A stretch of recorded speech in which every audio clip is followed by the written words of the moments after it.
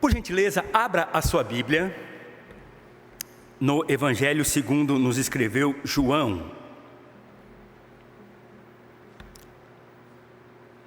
Em seu capítulo 3, dos versos 1 a 6. João, capítulo 3, dos versos 1 a 6, a palavra do nosso Deus diz assim: Havia entre os fariseus um homem chamado Nicodemos, um dos principais dos judeus. Este de noite foi ter com Jesus e lhe disse: Rabi, sabemos que és mestre vindo da parte de Deus, porque ninguém pode fazer estes sinais que tu fazes, se Deus não estiver com ele. A isto respondeu Jesus: em verdade te digo, que se alguém não nascer de novo, não pode ver o reino de Deus. Perguntou-lhe Nicodemos: como pode um homem nascer de novo, sendo velho? Pode porventura voltar ao ventre materno e nascer segunda vez? Respondeu-lhe Jesus: em verdade te digo, quem não nascer da água e do Espírito, não pode entrar no reino de Deus. O que é nascido da carne é carne, e o que é nascido do Espírito é Espírito. Que Deus nos abençoe na leitura e na meditação da sua palavra. Amém, irmãos? O tema da nossa meditação desta noite é o novo nascimento. Eu preciso que você preste atenção numa rápida explicação que eu preciso fazer acerca do Evangelho de João. Nós estamos habituados com o termo evangelho. Evangelho, a boa notícia. Mas nós também estamos habituados com o nome evangelho, o nome de cada um dos 4 primeiros livros da Bíblia. O Evangelho de Mateus, vamos comigo? O Evangelho de Mateus, o Evangelho de Marcos, o Evangelho de Lucas e o Evangelho de João. Cada um desses evangelhos contém a boa notícia de que Jesus nasceu, viveu, morreu vicariamente e ressuscitou ao terceiro dia vitoriosamente, trazendo a redenção ao ser humano. Esta é a boa notícia. Jesus nasceu, maravilhosamente seguiu o trajeto de Deus até a cruz, morreu por mim e por você, e vencendo o pecado, a morte e as trevas, ressuscitou ao terceiro dia. Que boa notícia! Jesus conquistou a salvação para o ser humano. Mas cada um desses evangelhos conta essa história de uma forma diferente. Você deve lembrar, Mateus, Marcos e Lucas redacionalmente contam essa boa notícia a partir da cronologia. Falam da gravidez de Maria, falam do nascimento, falam da história do ministério público principalmente, e contam a história cronológica, começo, meio e fim. Jesus nasceu, cumpriu as promessas, viveu, cumpriu seu ministério, morreu, ressuscitou. Mateus, Marcos e Lucas, a boa notícia redacionalmente contada pela cronologia. É por isso que eu preciso chamar a sua atenção sobre João, porque João também fala uma boa notícia, mas não contando uma história. A estrutura redacional do Evangelho de João não está preocupada com nascimento, morte e ressurreição, não está preocupada com o tempo. A boa notícia de João é contada a partir dos encontros de Jesus. Mateus, Marcos e Lucas, Jesus nasceu e morreu. João, não, é a mesma boa notícia, mas fala de um Deus que se encontra com o pecador. De um Deus que usa situações, circunstâncias soberanamente por Ele determinadas, a fim de encontrar as pessoas e com elas conversar, com elas ter um diálogo. E quando você lê o Evangelho de João, é isso que você tem que ter em mente.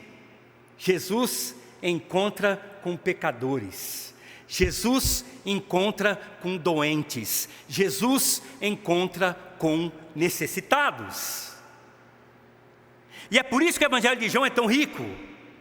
Porque fala desse encontro com pessoas necessitadas de coisas muito concretas. Jesus encontra um cego.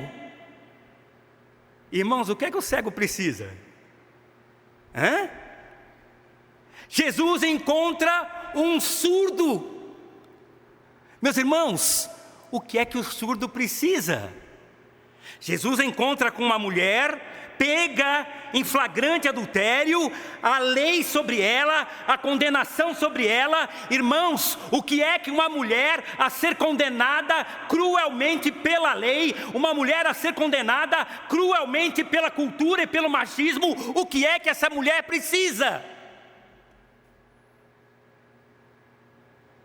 Jesus abre os olhos do cego e ele vê a luz da luz, o Redentor. Jesus abre o ouvido do surdo e diz Efatá. E ele ouve não apenas as cordas da voz de uma pessoa qualquer, mas ouvem a voz do Criador. E aquela mulher na desgraça do pecado tem uma necessidade, ela é salva pela graça. O seu destino estava traçado, condenada, adúltera, apedrejada. Mas ao encontrar-se com Jesus, essa história é transformada. Lembre-se, João nos conta o Evangelho a partir desses encontros. E que coisa bendita, irmãos, o Filho de Deus se encontra com cada um de nós. Surdos para com Deus, cegos para com a luz e corretamente condenados pelos pecados.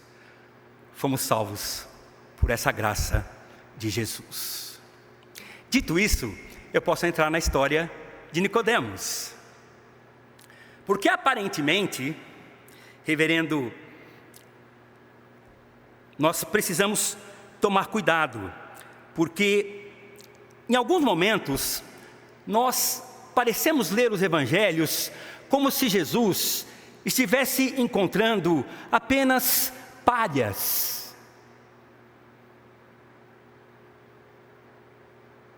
Davi, querido, parece que nós lemos no Evangelho, tem sempre alguém com uma necessidade premente e urgente. Mas quando nós lemos a história deste encontro de Jesus com Nicodemos, do que é que ele precisa?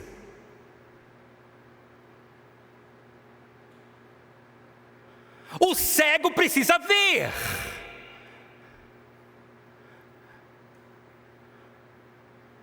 A mulher massacrada pela ira de Deus, pela lei, precisa da graça.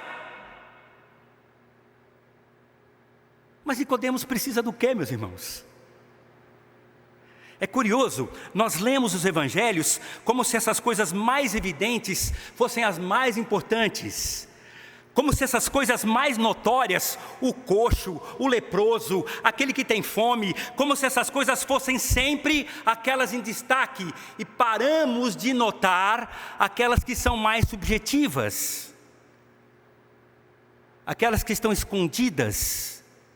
Não as manifestas, as latentes. Qual a necessidade de Nicodemos?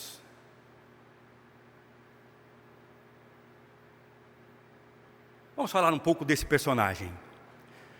Primeiro, ele necessita ser liberto do seu currículo.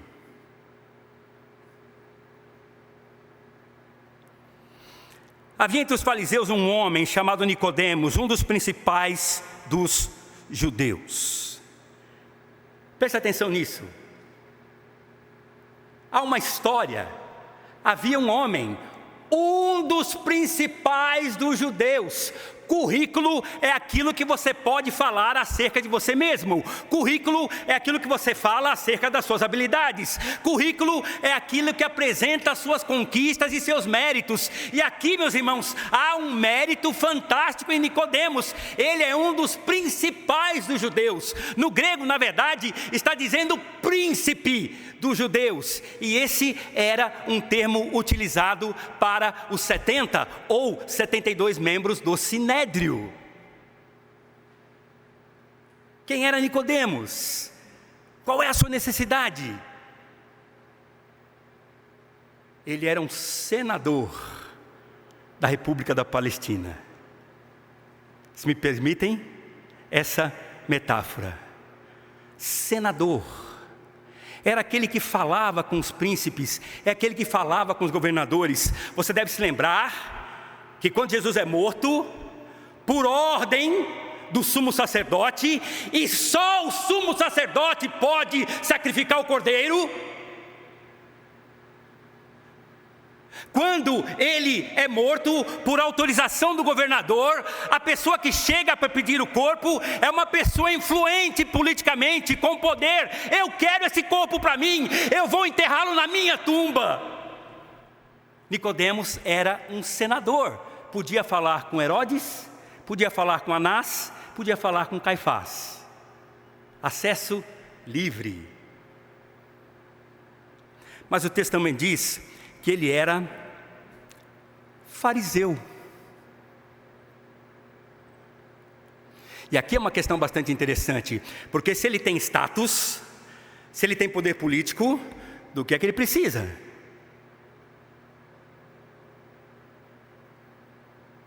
Mas ele também tem religião, irmãos. É preciso que você saiba que culturalmente nós temos uma carga negativa para a palavra fariseu. Fariseu, na nossa cultura, fariseu na nossa língua, não é um elogio. Amém, irmãos? Davi, seu fariseu. Gustavo, seu fariseu. Não o meu, você, filho. O meu hoje está poupado. Não é um elogio, porque essa palavra no desenvolvimento cultural, essa palavra no desenvolvimento histórico ganhou conotações negativas. Mas lembre-se, essa palavra está sendo usada aqui na primeira metade do primeiro século. Ou seja, é um atributo religioso bastante respeitável. É claro que Jesus condenava a hipocrisia. É claro que Jesus apontava a falsidade, mas na cultura judaica do primeiro século, ser um fariseu era levar a Deus e as suas coisas bastante a sério, embora enganados pelo cuidado extremo das coisas exteriores. Ser um fariseu no primeiro século era ser também um bom religioso. Nicodemos tinha status. Do que é que ele precisa? Nicodemos era um religioso.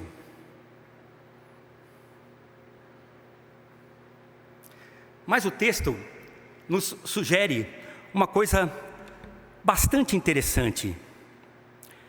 Quando nós lemos a história dos judeus por Flávio Josefo, o principal historiador dos judeus do período da era cristã, diz que Nicodemos era membro de uma família milionária. Eles vendiam minério para o Império Romano fazer suas armas de guerra. Você já deve ter ouvido falar das lendas acerca das minas do rei Salomão. Já ouviu falar dessa lenda? Que as minas do rei Salomão eram minas de ouro. Historicamente, isso é uma lenda. Mas há uma verdade. Há muito minério de ferro, há muito estanho na região de Israel. E os donos da produção desta riqueza do primeiro século eram da família de Nicodemos.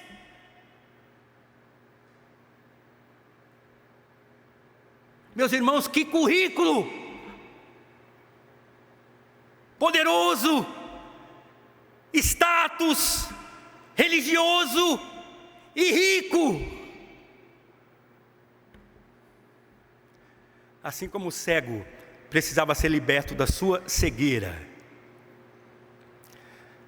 assim como a mulher em adultério precisava ser liberta do peso e da condenação da lei, Nicodemos tem um problema. Ele precisa ser liberto do seu currículo. Sabe por quê? Porque nada que o homem possa apresentar a Deus de si mesmo tem nenhum valor espiritual. Amém, meus irmãos? Eu vou repetir.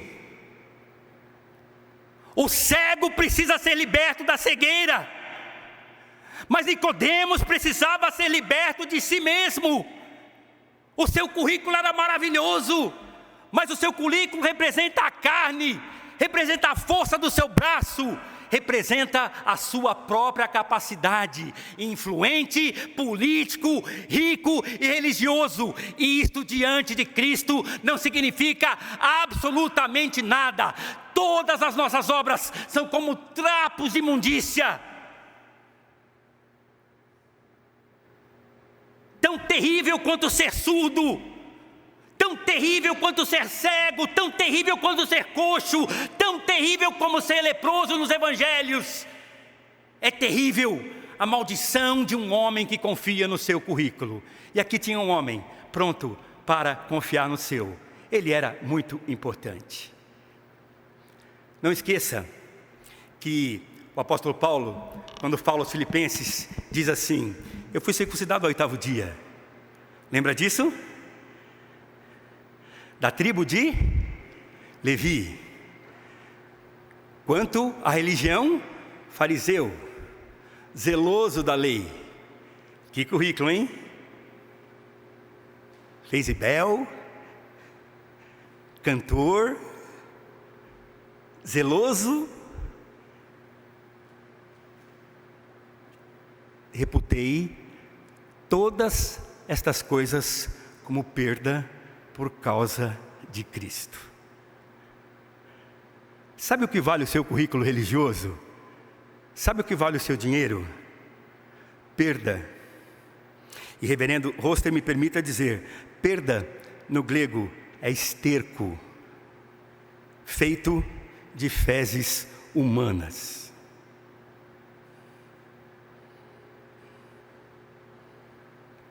Certa ocasião,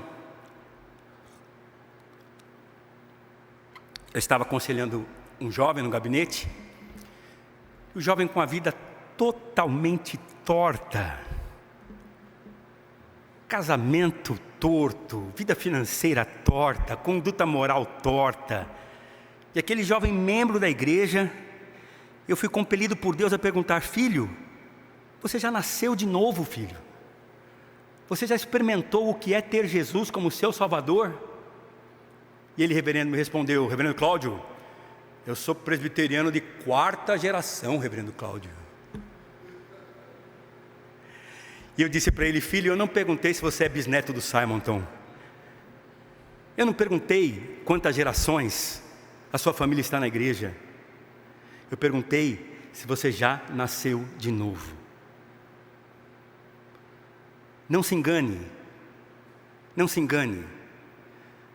Jesus precisa nos libertar dos nossos podres valores sem sentido e sem nenhuma importância para o mundo espiritual. Quando ele se encontra com Nicodemos, o currículo não importa, você precisa nascer de novo, Nicodemos. Mas há algo a mais do qual Nicodemos precisa ser liberto. O cego da cegueira, o altivo, o soberbo, o que confia no seu braço, que conta nas obras da carne, precisa ser liberto do seu currículo. Mas Nicodemos também precisava ser liberto das suas vãs estratégias. As pessoas pensam que o currículo conta para Deus, mas o ser humano tem uma outra desgraça na sua vida. Ele tenta se relacionar com Deus a partir de si mesmo, a partir da sua própria mente e a partir dos seus próprios valores e intenções. Veja, ele, no versículo 2, este de noite foi ter com Jesus. Quem pode me dizer aqui qual é a estratégia vã? Quem pode? Este de noite.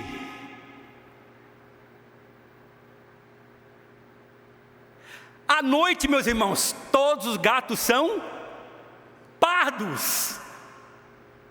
À noite, por quê? Nicodemos tinha no seu coração uma estratégia. Eu quero estar com esse Jesus, eu quero conhecer esse Jesus, mas eu não quero nenhum tipo de comprometimento.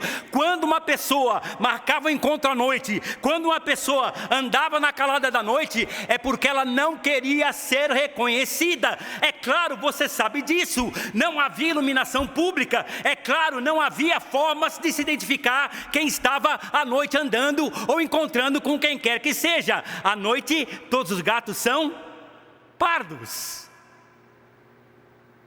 Provavelmente com esse currículo, Nicodemos pensou: eu preciso encontrar com esse Jesus, eu quero conversar com ele, mas eu não quero muito comprometimento com isso.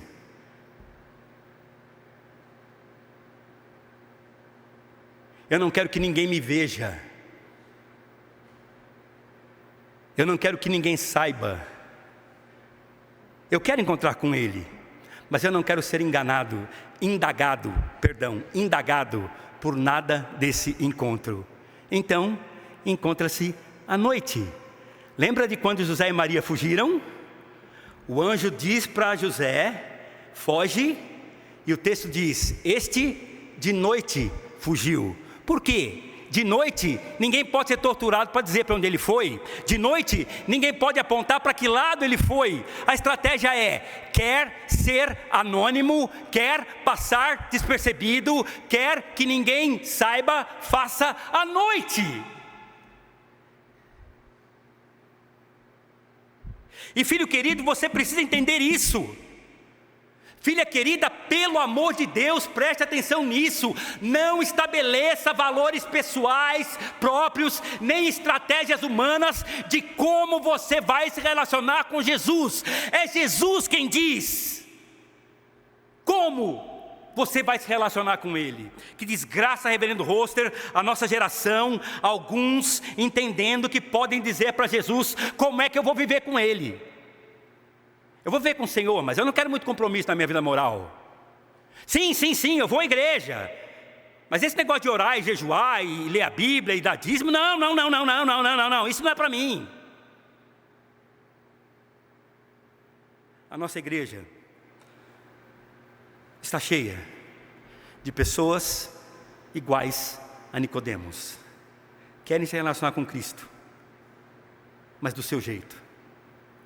Querem se relacionar com Jesus, querem encontrar com Jesus, mas sem compromisso. Nicodemos também precisa ser liberto das falsas estratégias.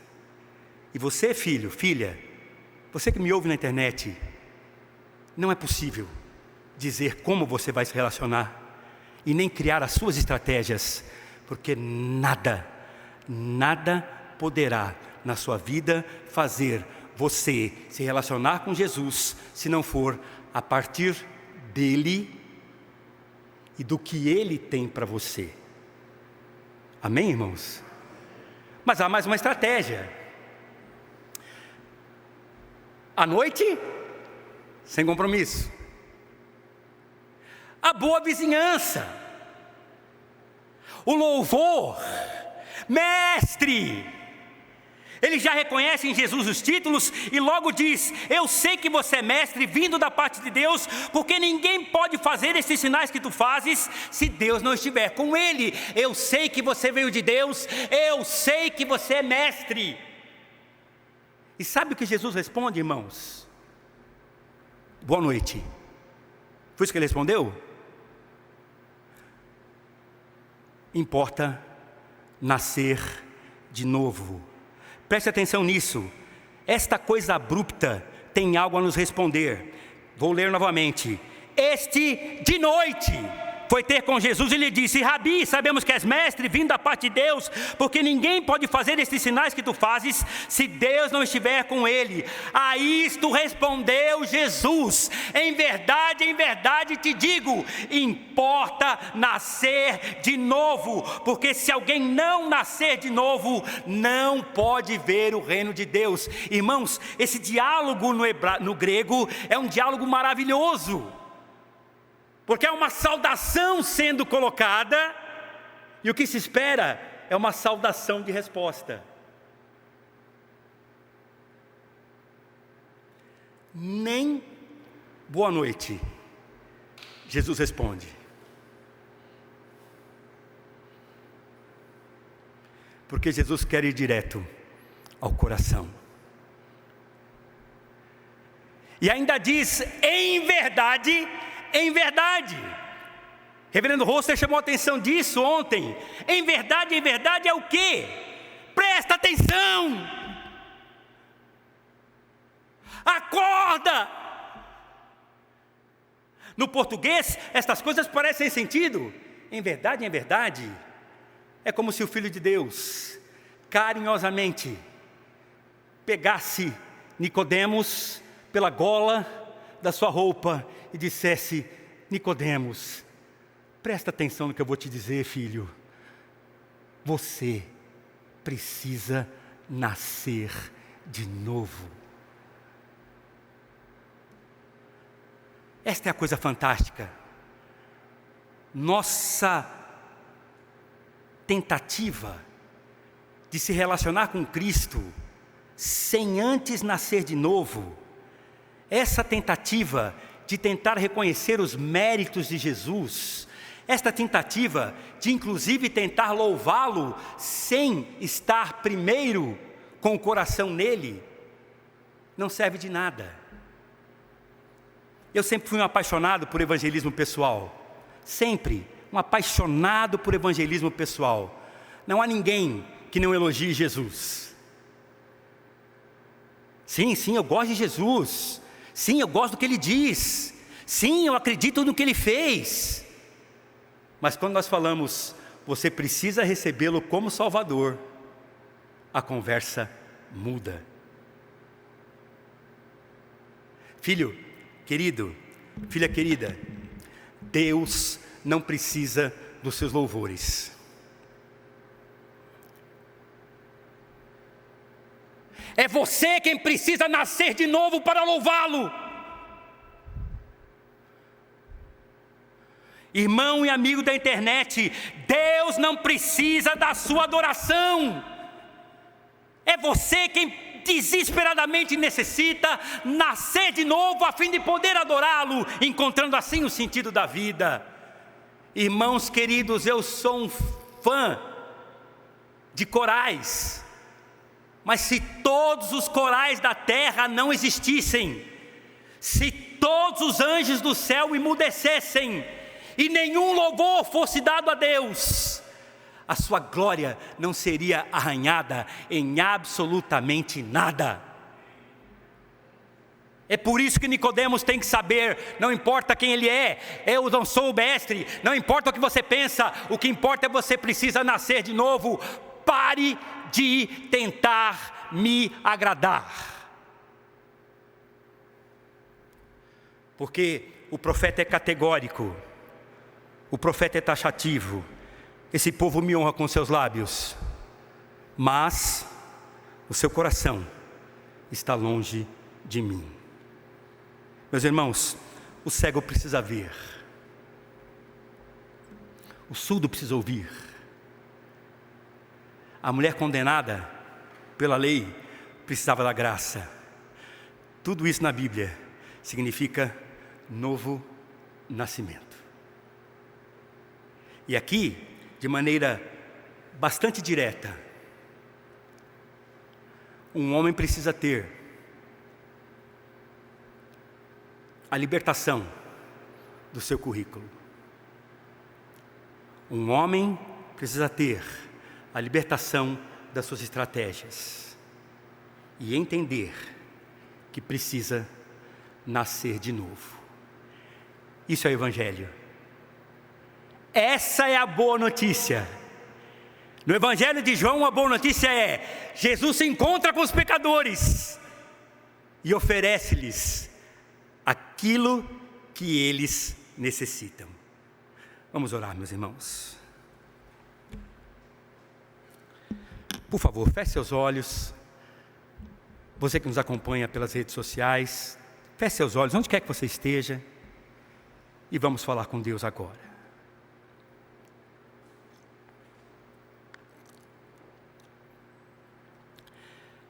Bendito Deus, que maravilhoso é perceber que o Teu Filho, nosso Senhor, vem em direção aos pecadores, se encontra com eles e fala diretamente aquilo que seus corações necessitam. Bendito Deus, concede a Tua graça para que naquilo que ouvimos da Tua palavra nesta noite,